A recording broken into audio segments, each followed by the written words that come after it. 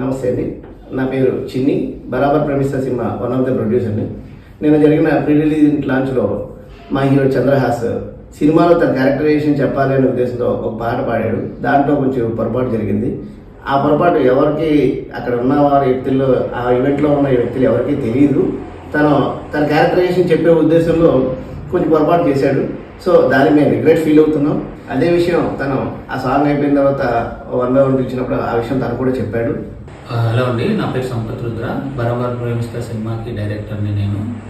మొన్న ఫస్ట్ రోజు జరిగిన ఈవెంట్లో మా చంద్రహాస్ పాట పాడడం జరిగింది.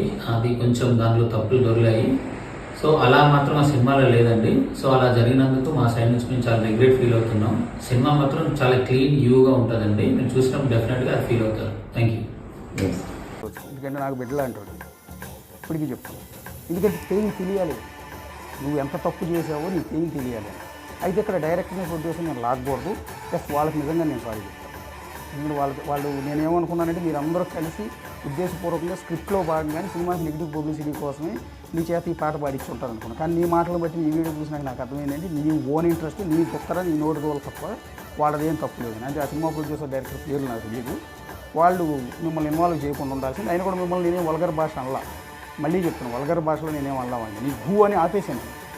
నీతో సినిమా తీసిన డైరెక్టర్ ఘూ అన్న తర్వాత పదం నేను పలకలు నీలాగా ముద్ద పగలు దింగ్ అని చెప్పి నేను అనలా.